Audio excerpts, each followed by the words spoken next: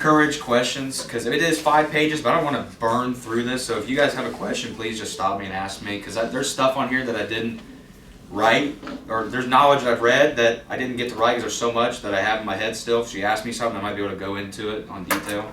Okay. Okay, Jimmy, just a minute, brother. What's the title? Seventh Day Adventist Teachings, or that's what I have. Oh, okay, I guess, okay, let me write yeah. it. I'll just put it right here. You should put. Should I put False Seventh Day? Should I teaching. put Seventh Day Adventist Exposed? Exposed, yeah, exposed. How about that? Yeah. That way people don't think you turn to a Seventh Seventh Day Adventist, yeah. Yeah, give me a second, brother. I gotta put the title in. Put Praise the Lord. Seventh Day. Isn't God good? Yes. Oh, no. Then Exposed. Exposed. It's not for kids. No, it's not made for kids. Next, we're gonna have a.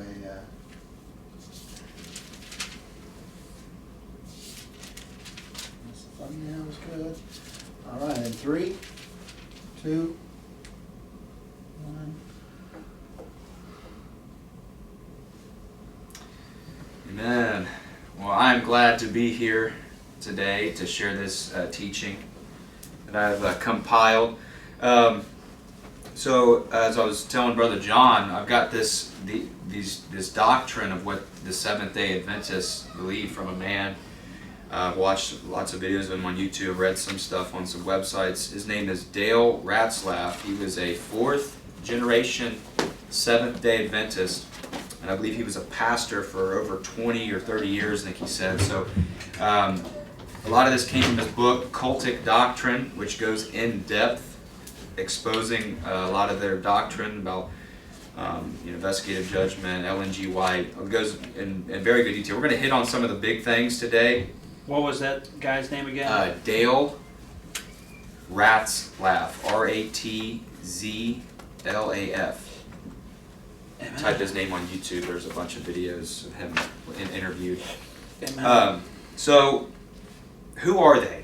If you look in your packet, according to them, I pulled this off Wikipedia. I figure this is good. Just what the world sees them as, most people, and what they view themselves as, is the Seventh Day Adventist Church is a Protestant Christian denomination which is distinguished by its observance of Saturday, the 7th day of the week, in Christian and Jewish calendars as the Sabbath, and its emphasis on the imminent second coming, advent of Jesus Christ. So, on the surface, see the name Seventh Day Adventist. So 7th day, Saturday, Sabbath, so they observe Saturday, Sabbath. That's fine, you can do that. Adventists, they look for the second coming of Christ. So in the name, it doesn't sound like all too crazy. Most people, when you think of Seventh Day Adventists, you think of, oh, they're the Saturday guys. They have church on Saturday. They believe the mark of the beast is on Sunday. That's those guys. Okay. Well, it goes a lot deeper than that, actually, and a lot of even more wacky stuff. So I put, who are they really? And I put, I believe the Seventh Day Adventist denomination are a, quote, Christian cult and or an error on multiple occasions. We're going to look at some of the biggest ones today. So, we're going to look at a little bit of history. How it all started. This movement began with a failed prophecy from the man named William Miller in the 1840s. He predicted the second coming of Christ off of the verse in Daniel 8:14. I have it quoted. And he said unto me, unto 2,300 days, and then the sanctuary shall be cleansed. Miller interpreted the 2,300 days as prophetic years and calculated it to be October 22nd of 1844. Now let me give Seventh Day Adventists a little bit of credit here. This was when I use SDA, I'm abbreviating Seventh Day Adventists. This was pre-SDA, but a lot of the people that followed William Miller, they were called Millerites. Like Ellen G. White was a young girl when she followed William Miller. A lot of these guys that were founders of the SDA movement actually were Millerites. So it was before the Seventh Day Adventists started, but it all started from a false prophecy, a failed prophecy. Okay. So we look further on, the SDA movement came from a reinterpretation. So this is after this failed prophecy, right? So actually, in 1844, when this prophecy didn't come to fruition, a lot of people believed this guy, William Miller, in the 1800s. They were selling their houses, selling their businesses. I mean, they were waiting, they were ready, like Jesus is coming back on October 22nd. So people were ready. Didn't happen, so they called it the Great Disappointment. So that was what these people in this movement called it as. It was a great disappointment. Well, Jesus didn't come back and didn't cleanse the sanctuary. He didn't cleanse the earth, is what they say, like they base it off of Daniel 8:14. So the Seventh Day Adventist movement came shortly after this from a reinterpretation of Miller's prophecy. A man by the name of Hiram Edson and other Millerites came to believe that Miller's calculations were correct, but that his interpretation of Daniel 8:14 was flawed. As he assumed Christ would have come to cleanse the world, these Adventists came to the conviction that Daniel 8:14 foretold Christ's entrance into the most holy place of the heavenly sanctuary rather than his second coming. We'll get into more of this later. So we'll go into more detail what that means. It gets a little out there, but they basically reinterpreted this false prophecy to work. Instead of just saying, hey, this guy's a false prophet, you shouldn't have set a date, no one should set dates, you did it, it was wrong, we're going to lay this aside and we're not going to continue on this, we're just going to be Christians instead of Millerites. They just continued and no, we're going to head and reinterpret this prophecy to fit what we wanted to say. Wow. So we'll go on into we're going to go into look of what that reinterpretation was. So they call it I have it titled investigative judgment, and we'll get into the definition of why they call it the investigative judgment. So I have the very unique and central pillar doctrine the SDA church holds. So granted, this is the central pillar. Everything else is based off of this doctrine. The SDA church holds is that of the cleansing of the heavenly sanctuary and the investigative judgment. No other church holds this doctrine, and it is unknown in the history of the church that in it itself should raise red flags. So for 2,000 years, this didn't exist, and all of a sudden in 1844, oh hey, this is really what happened. That in itself should raise a red flag. Mm-hmm. So October 22nd came and went of 1844, and their heightened expectation turned into what is known as the Great Disappointment, as I was saying.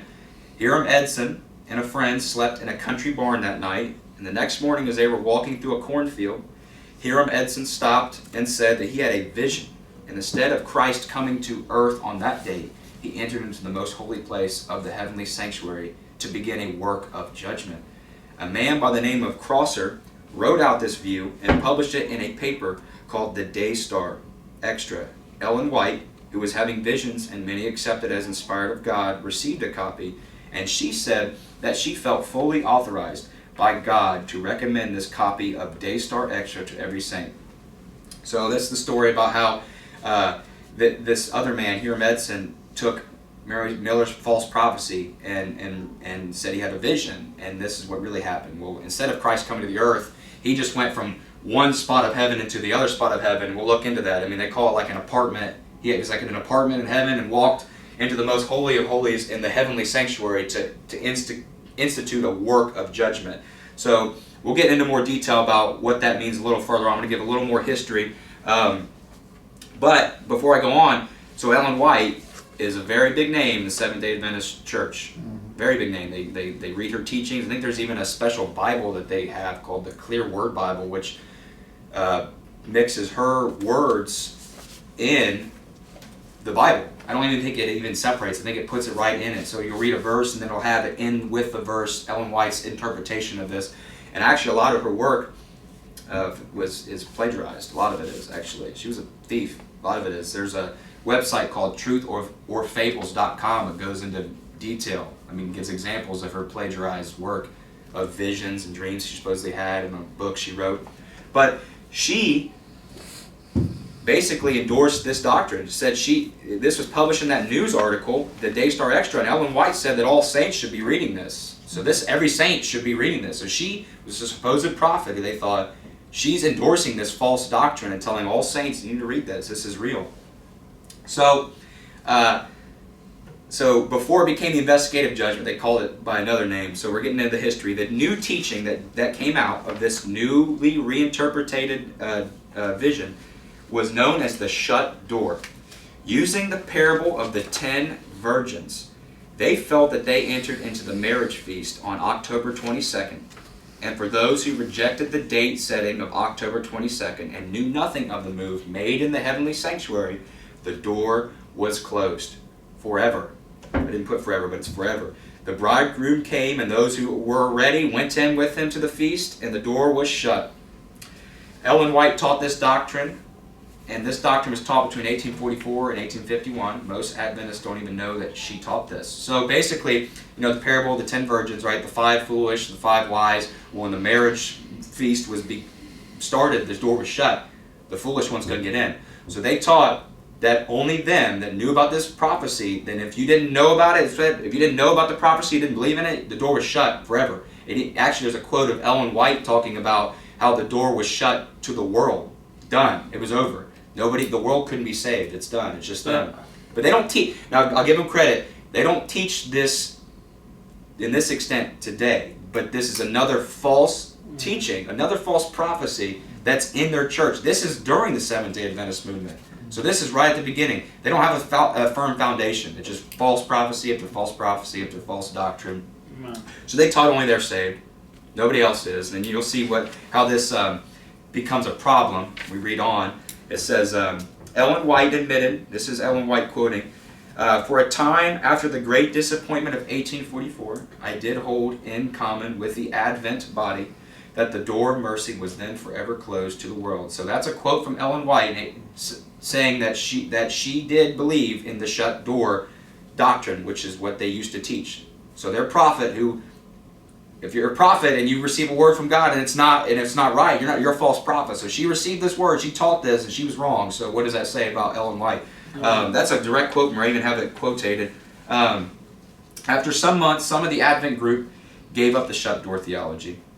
However, Ellen White had another vision that again taught the shut door. About 1851, the shut door teaching was quietly laid aside as they wrestled how their children who were born after 1844 could be saved. Sometimes later, it morphed into the investigative judgment. So that shut door, this vision that she had about the shut door became the investigative judgment, which is we're going to look into next. But this doctrine quickly just fell away because they're like, my kid was born in 1845, like they can't be saved, it's over. So obviously it was ridiculous. It was a ridiculous thing. But just once again, that shows their sandy foundation. Right. No solid foundation. Amen. So then we move on into what the investigative judgment is. The SDA doctrine of the cleansing of the heavenly sanctuary and the investigative judgment teaches that at the ascension, Christ entered the outer apartment of the heavenly sanctuary. From that time until 1844, he performed a ministry of intercession and forgiveness comparable to that of the earthly sanctuary's outer apartment. In 1844, Christ entered into the most holy place of the heavenly sanctuary for the first time to begin a work of investigative judgment. This judgment deals only with those who have professed to believe in God. The wicked, according to SDA theology, will be investigated during the 1,000 years and executed shortly after the close of the 1,000 years of Revelation 20. So this ridiculous doctrine teaches that before 1844, Christ was in this other apartment in heaven. Didn't go to this heavenly sanctuary, right? He was in this other outer apartment doing a work of intercession and forgiveness. But then in 1844, he entered into this most holy place, like the earthly sanctuary, and into the heavenly most holy of holies in 1844 to perform a work of investigative judgment. So that in and of itself is kind of ridiculous, like how God has to investigate judgment. Like God knows or he doesn't know. He doesn't have to investigate. And that's actually what they teach. He goes through an exam, like it's an investigation, like he has to find it. He's going through and it takes him time to find something. And that's actually kind of how they believe. We'll get into that. Like it's not like he doesn't know. He has to get to it. He has to go down a list of things. It's not God knows it all. Like you're judged. Either you're guilty or you're innocent. Either you're guilty or you're not. There's no investigation. There's no work of investigation. So and also, I want to hit on that this judgment only deals with those who profess to believe in God. And the wicked are almost in they believe in like a soul sleep. Like they're not even judged at all. But the Bible says that it's appointed once for man to die, and after this, the judgment. So only the ones who believe in God, the Christians, are going to be investigated and judged, but the wicked just kind of wait till after the 1,000-year reign and the final judgment. That's what they believe. That's what's going to happen to them. Then they're judged at that point. But of course, I don't know if you know this, but Seventh Day Adventists don't believe in eternal hell. They believe in annihilationism. They believe that the wicked, you're not actually going to burn in hell forever. You're going to be just destroyed. God's just going to annihilate you, which is contrary to verses in, like, I believe it's around Revelation 15 maybe, where it says, "For the smoke of their torment rises up forever and ever, and they have no rest day nor night." Weeping and wailing, gnashing of teeth. Jude says that they're the blackness of darkness forever, wandering stars, who's reserved the blackness of darkness forever. So there's lots of verses that talk about that, and they use a lot of stuff that, like, Hebrew roots will use, and I think even Orthodox Jews and stuff, they don't believe in hell. They say it's a Greek invention. They'll say, well, hell means the grave. Well, they'll say, well, Gehenna, that's just a trash pile. They'll say Jesus never talked about hell. You've all heard it. We've all heard it. It's a lie. It makes it easy to get out of sin. I mean, if you think about it, can you remember your life before you were created? I can't. So if that's the way it is, and how is it a punishment to just not exist anymore if it doesn't even matter? Like, you're gonna be thrown in hell forever. You're gonna know what you did forever. Yeah. That's what the Bible says. Sure. So that's another side doctrine. I didn't include it in this, but we could talk about that more towards the end. But I wanted to hit on that is the fact that they didn't believe Christ entered this heavenly sanctuary until 1844. And only the ones who believe in God are going to be judged in this way. And everybody else waits till after the 1,000-year reign of Christ. So, the investigative judgment starts with the cases of the dead, reaching clear back to Adam, and reviews the life records of every person who has professed faith in God. Every deed is closely examined. Each succeeding generation is investigated and judged. At some time, none know when, the cases of the dead are completed, and God then moves to the cases of the living. SDAs believe they will not know when their names comes up in judgment. Therefore, it is extremely important that they engage in no frivolous activity or sin. Every sin must be confessed. Sins which have been forgotten and unconfessed will stand against them in the judgment. I just put a verse, 1 John 5:7. If we confess our sins, He is faithful and just to forgive us our sins and cleanse us from all unrighteousness. I actually think that's supposed to be 1 John 1:7. I don't know why it says 5:7. But, or 1:9, sorry. But, so I'm going to break this down. So, the investigative and judgment starts with Adam and comes all the way back. So, at this appointed time, in 1844, Christ didn't judge Adam, Christ didn't judge Noah, Christ didn't judge any of these people. But in 1844, He looked back and started with Adam and comes slowly all the generations, one at a time, next generation, until all the dead are judged. It's like that's why they don't know when the living are going to be judged, because they could be, God, right now Jesus could be 3 generations back. We don't know. We might have 3 generations. It's ridiculous. Yeah. It's absolutely ridiculous that it thinks that there's like a time that they hold a number, take a number, wait till Jesus calls you up, like in that sense. And this goes into further. This goes further on, like how they're and I agree with them that they shouldn't engage in frivolous activity or sin. Like, I agree with that's absolutely true.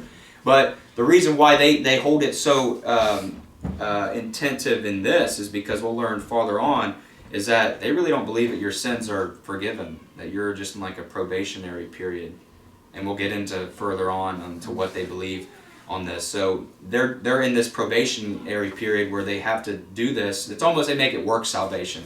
They're not obeying God because they love God and they don't want to sin because God gave them the grace. They don't have to. They're doing it because, well, I have to because I'm on probation. My sins aren't even forgiven really, because that's what their sins aren't even forgiven really. They're on probation. Like if they're on probation, that's why they're so adamant about this Saturday. The Saturday Sabbath, they're so adamant about it, and we'll go into a little more detail on that too. But so some names in this list of professed believers will be accepted, and others will be rejected. When every person confessing faith in God has come up in review, Jesus then pleads His blood before the Father on behalf of those who are found worthy and blots out the record of their sins from the books of heaven. So, after Jesus judges you and you're found worthy, then Jesus' blood, he gives his blood to the Father for your sins. It wasn't at the cross. It was after this investigative judgment. Then the blood of Christ is plead for us. Wow. That's just absolutely ridiculous. Yeah. So you have to be found worthy without the blood of Christ. Yeah. That's impossible. You can't do that. Saving yourself. You're saving yourself. That's exactly what they're doing. So that's absolutely heretical. It's absolutely ridiculous. So a lot of people don't know that. I didn't know about this when I was researching this. Mm-hmm. But they really don't believe that your sin is atoned for Christ yet. It's not atoned yet until you're investigated and judged by Jesus. It's amazing. Mm-hmm. It's a terrifying thing. What a horrible doctrine. Why would you want to be a Seventh Day Adventist? If you don't have the blood of Christ over you, why would you want to, what are you doing? Mm-hmm. So another crazy doctrine they have is this right here titled Satan as a final sin bearer. So this then, so I wrote this, after all this we just read about the investigative judgment starting back from the cases of the dead of Adam all the way up to the living, whenever Jesus catches up to this generation or the next generation, then completes the atonement. Then it completes the atonement. Jesus then takes the sins of God's people and transfers them to Satan, who is represented by the Day of Atonement scapegoat in Leviticus 16. What? Yeah. So, I know there's a Bible verse, I can't remember, I should have looked it up and wrote it on here. It talks about, it's quoted as Christ bears our sins. I think it's Isaiah, he bears our iniquities. He bears our iniquities. So I don't know where they got this, that Satan would bear our iniquity. They're saying that God takes the sins of those found worthy in the blood of Christ, takes their sins, and puts it on Satan as the scapegoat, like they did in Leviticus 16. They had the two goats, the scapegoats. Wow. It's absolutely ridiculous. And you'll know why. So we'll get to the end of why they think this. So Satan then bears the ultimate responsibility for all the sins he calls the righteous to commit. He will suffer for these sins in the lake of fire and then be blotted from existence. So, they're giving the devil too much credit here. We have free will. We choose to sin. Yes, Satan can tempt us, but we chose to sin. Satan didn't make you sin. Satan, the devil didn't make you lust. The devil didn't make you sin. You chose to do it. You just said no. That's what the grace of God has appeared to us. So they're giving the devil too much credit, like it's not your fault. It's all the devil's fault. It's not your fault that you sinned. It's the devil's fault. So, and then he's gonna suffer for these sins in the lake of fire and then be blotted from existence. So they even believe the devil's gonna be just annihilated. He's not even gonna be in hell forever. Wow. He's gonna be destroyed too. So where's the punishment? No punishment. Where's the punishment? If he's just going to be destroyed, it's who cares? Why does it matter? He's not even going to exist anymore. I don't remember what it was like before I was around, so why would Satan care? Yeah. So, there's no punishment. And then the investigative judgment is conducted before all intelligences of the universe. So this is interesting. At this point, I was watching this about Dale Ratzlaff explaining this.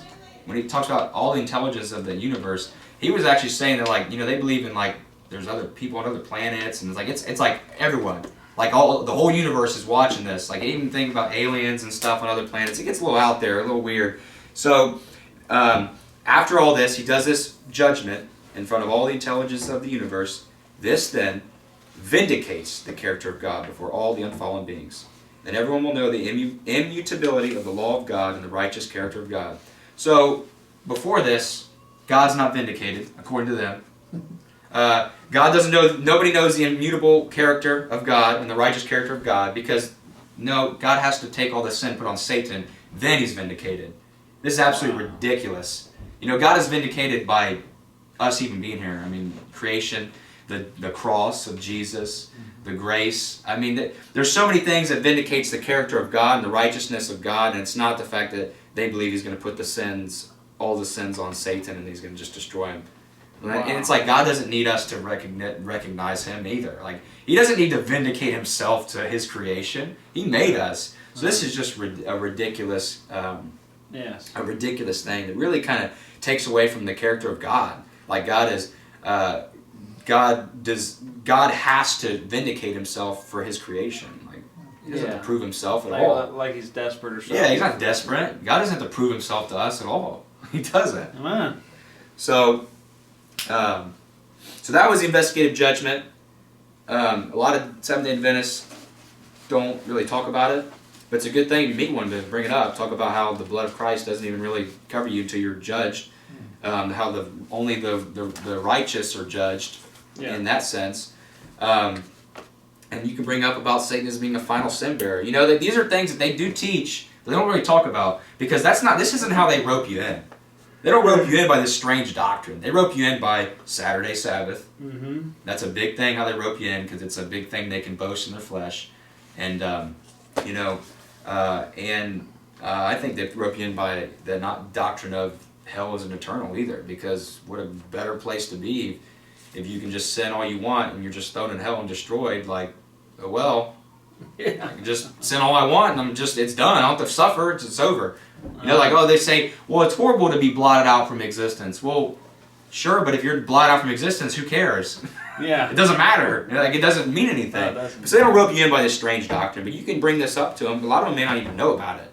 You know, I wrote further on and said how this cult, in and of itself, they're not saved.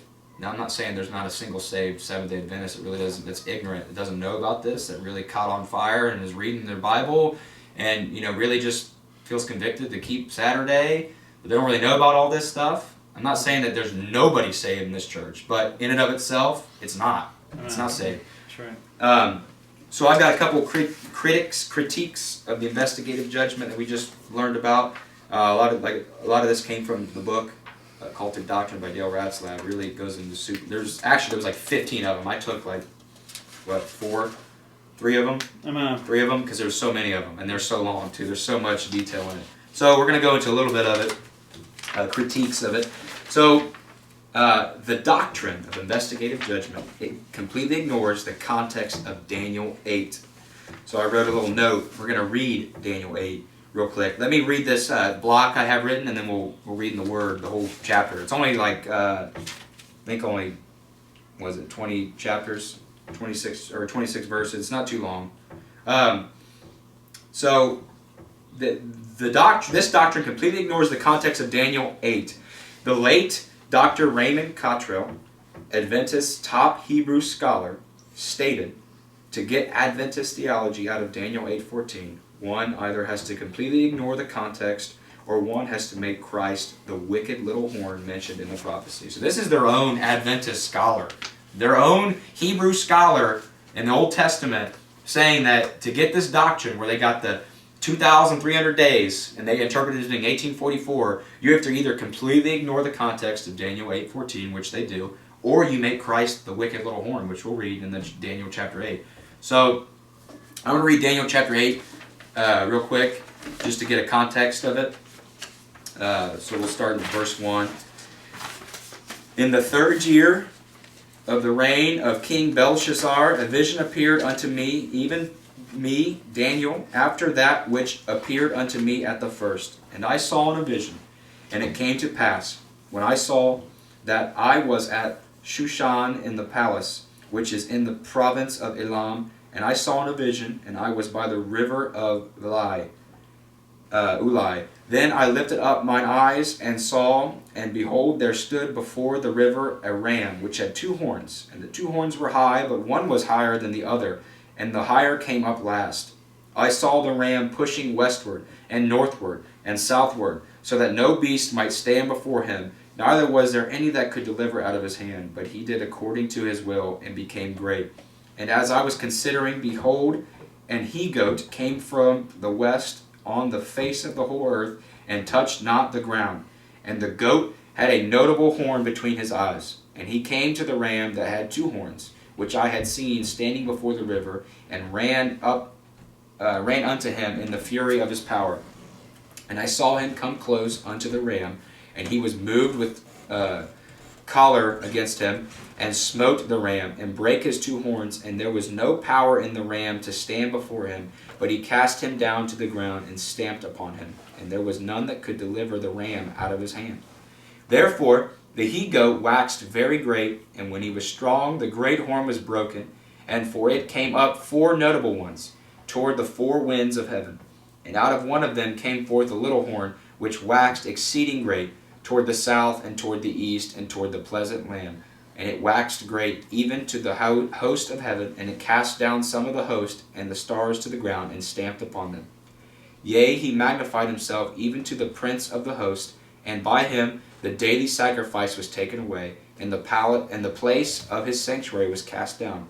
And an host was given him against the daily sacrifice by reason of transgression, and it cast down the truth to the ground, and it practiced and prospered. Then I heard the one saint speaking, and another saint said unto that certain saint which spake, How long shall the vision concerning the daily sacrifice and the transgression of desolation to give both the sanctuary and the host to be trodden under foot? This is where Daniel 8:14. And he said unto me, Unto 2,300 days, then shall the sanctuary be cleansed. And it came to pass, when even I, Daniel, had seen the vision, and sought for the meaning, then behold, there stood before me as the appearance of a man, and I heard a man's voice between the banks of Eli, which called and said, Gabriel, and this man to understand the vision.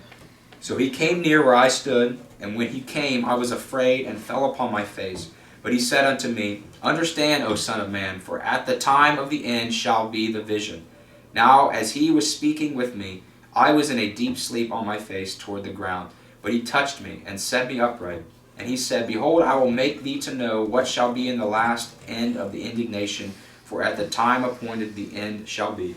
The ram which thou sawest having 2 horns are the kings of Media and Persia, and the rough goat is the king of Grecia, and the great horn is between his eyes as the first king.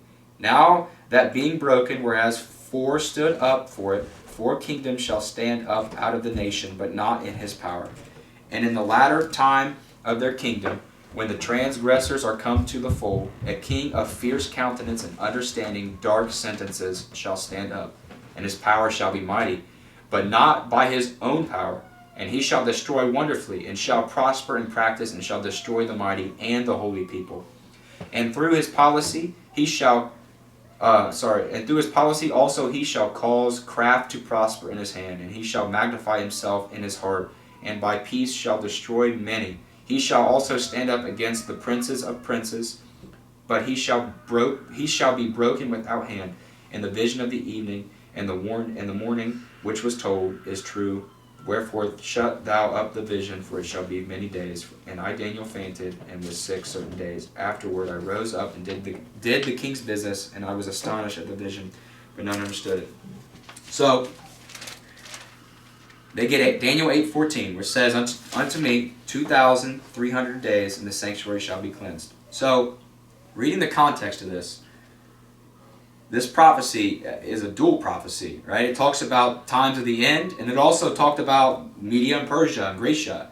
So, when they're taking this one verse in the middle of the chapter and saying, oh, this means 2,300 days, whatever, and that was 1844, they're absolutely totally ignoring the whole context of it, because if they're doing that, they have to understand that what was this 2,300 days in the sanctuary shall be cleansed? What is that talking about? Well, it was talking about, right before it, this horn that was waxed up great and stamped out the host of heaven and cast down, what does it say? Cast down the stars in the host of heaven. And then it goes on and described the Gabriel, the archangel. Gabriel explained what this horn was. It says he was going to destroy the holy people. This is the wicked horn. I think it's talking about the Antichrist.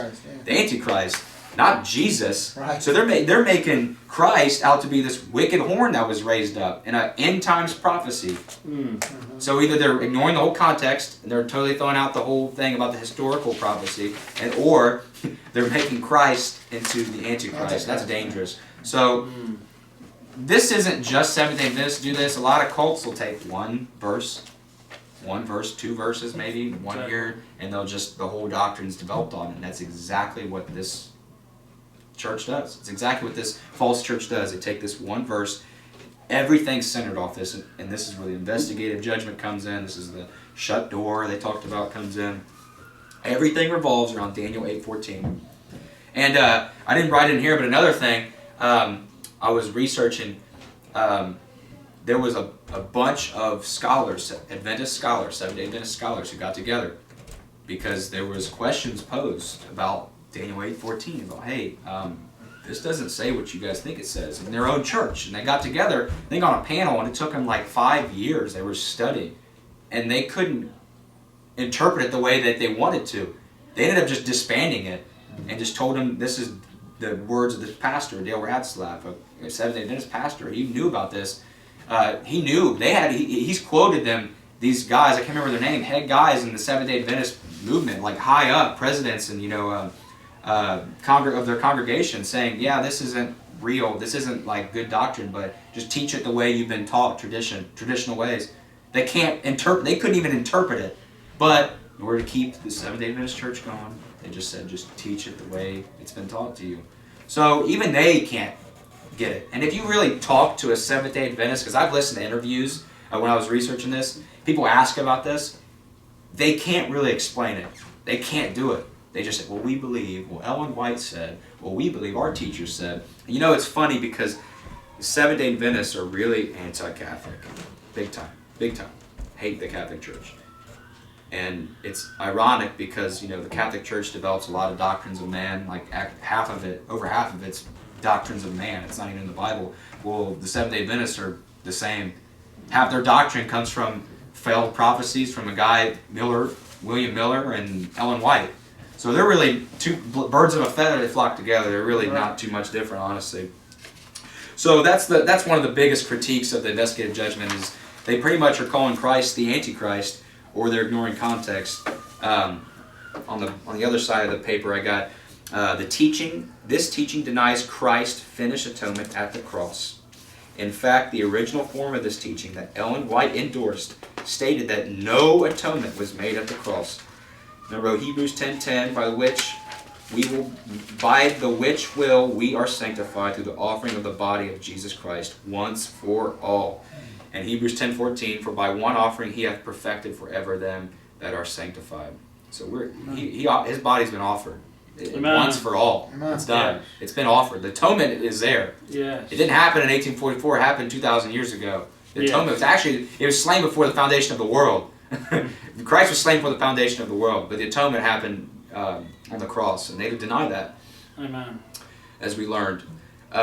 This doctrine teaches that sins are not really forgiven at the time of repentance and faith, but repentant believers are placed on probation to see if they will be found worthy of Christ's final atonement.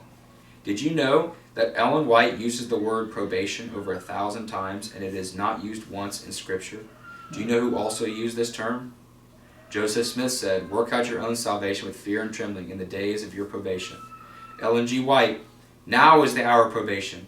With fear and trembling work out their own salvation. 1 John 2:12, I write unto you, little children, because your sins are forgiven you for his name's sake. So our sins are forgiven us for Jesus' name's sake. But I wrote that in there, or I put that, the Joseph Smith and Ellen White, they both teach this. As you know, brother, you're going to do the teaching on the Mormons. Oh, yeah. You're going to see this. So, as I've stated before, I'll state for the cameras, it's interesting.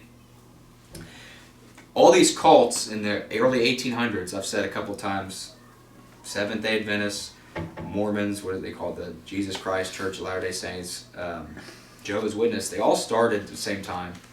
They all started within 200 miles of each other. So either they were like guys are running from one, they're all connected somehow. They all knew, they had to have known each other somehow, because there's a lot of similarities between Ellen White and Joseph Smith. A lot of similarities if you read some of her stuff. So I wanted to talk about a little bit, it's not written in here, but about the probation. So about how their sins aren't really forgiven, but they're placed on probation to see if they're found worthy of Christ's final atonement. So that really means that when you stand before Christ, you stand before the judgment seat, you don't have an advocate. The blood of Christ isn't over you yet. So you're standing before God without an intercessor. That's terrifying. I don't want to stand before God without an intercessor, because Christ is my intercessor. I mean, that's what this is saying. Like, if the blood of Christ isn't given until after you've been judged and you're found worthy, you're basically standing before Christ, the judge, with no intercessor, no advocate, no blood, nothing. Wow. It's terrifying. It's a horrible doctrine, terrible doctrine. So that pretty much concludes the main pillar of Seventh Day Adventists, besides Sabbath keeping. That's actually another teaching of and of itself. Is like a really good teaching beyond the Sabbath. But we'll talk a little bit of it. So I put obviously Sabbath keeping on the seventh day, Saturday, is very important to Seventh Day Adventists. And just to be clear, there is nothing wrong with adhering to the biblical Saturday Sabbath rest. But in order to be correct with Scripture, you also understand Colossians 2:16-17 says, "Let no man therefore judge you in meat or in drink or in respect of an holy day or of the new moon or of the Sabbath days, which are a shadow of things to come, but the body is of Christ." Amen. So, let me get this straight. There's absolutely nothing wrong if you choose to rest, Sabbath rest. Even if you want to do it to the way they did it in the Old Testament, which is how it sounds like they want you to do it, go for it. Don't judge another brother because he doesn't, if he does it on Sunday.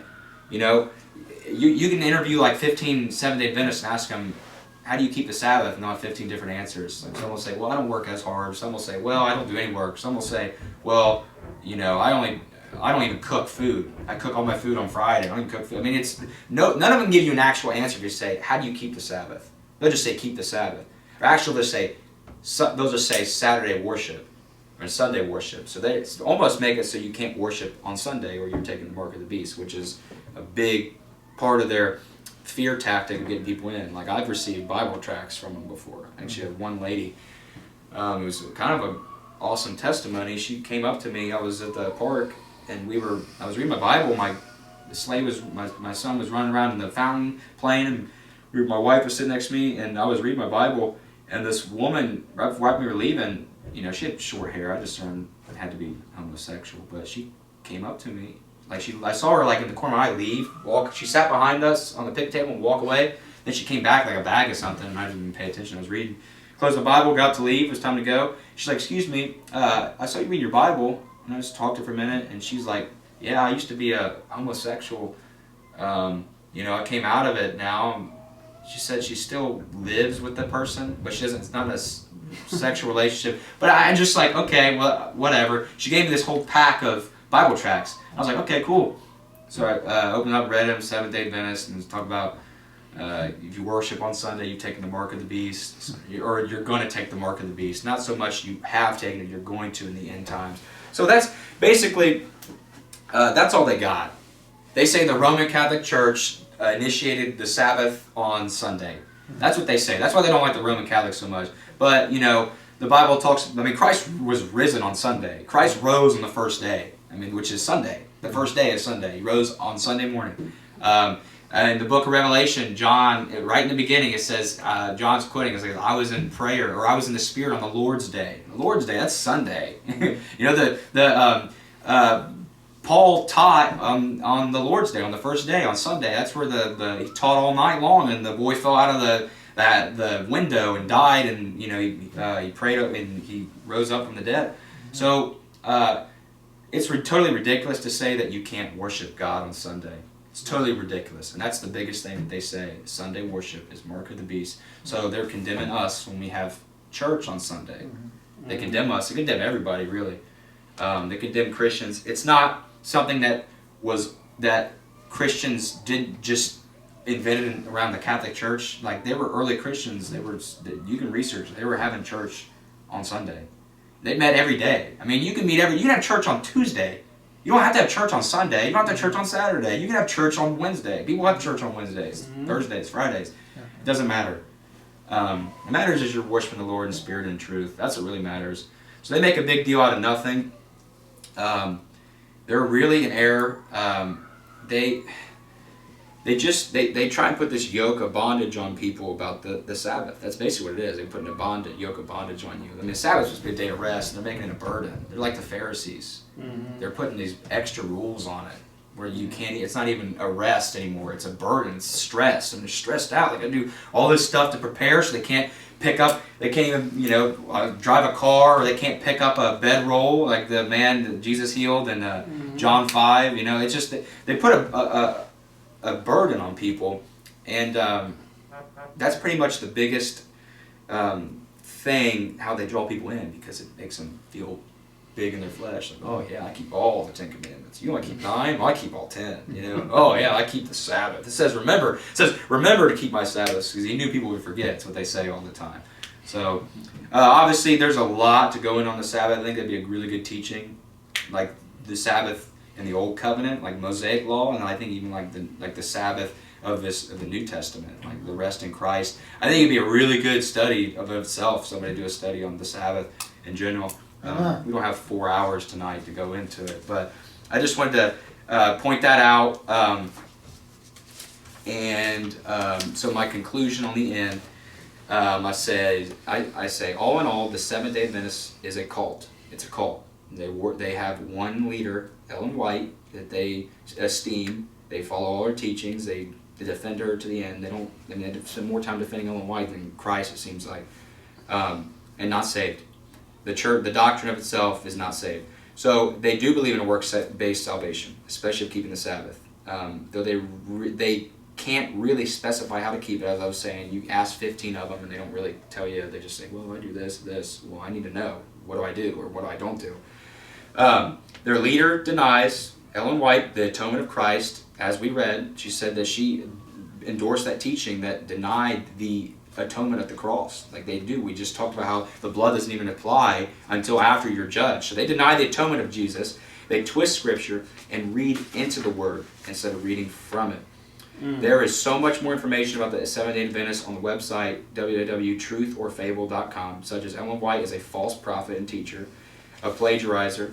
The Adventists believe in annihilationism, dietary laws. They do have dietary laws. So I'll just hit on this for a minute. It's kind of funny. A lot of them, the real strict ones, they don't eat meat at all. They eat just vegetables. They're vegetarians.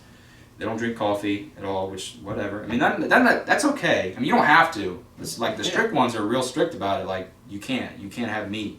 Like the Daniel diet. They go like, the Daniel just ate fruits and nuts and stuff and vegetables. And a little side piece of history. Breakfast cereal. All right, so this is interesting. Breakfast cereal. I love breakfast cereal. It all started, really, with a Seventh Day Adventist guy, Kellogg. Kellogg's cornflakes. I don't remember his first name. Maybe Charles Kellogg, maybe. Battle Creek, Michigan. He had so the Seventh Day Adventists are big into like these health spas. They're big into health. Big into it. They got these health spas. This is the 1800s. And obviously you'd be rich to go to them. They got a lot of money too. But it's going to sound a little ridiculous, but basically Kellogg, he was into this health stuff. He was Seventh Day Adventist. He wanted to invent some kind of food that would help young men not to masturbate. I'm not even kidding you. So he invented cornflakes as the perfect meal to dull sexual desires. So like basically breakfast cereal came from this guy who thought that cornflakes would stop you from, lusting. You know what I mean? Like it's ridiculous. It's crazy. But now we have cornflakes. I love cornflakes. But basically that's where breakfast cereal came from, was a guy in the 1840s. So I just thought it was a little interesting little history. But they do have dietary laws, and a more in-depth study on their view of the Sabbath and investigative judgment. And I just quote my sources. I got here was Dale Rathlaff, who's a former SDA pastor. He has a lot more information on this cult as well. So that's about all I have on the doctrine. If you guys have questions, we can answer some questions. Yeah. If you got anything. Any questions? No, the Spirit of God is the only thing that can subdue your flesh, not Kellogg's Yeah. cornflakes. That's right. Yeah. Amen. Yeah, I don't think I have any questions at this time. Amen. Amen. Praise the Lord. Thanks, Let's give him a hand clap. Praise God.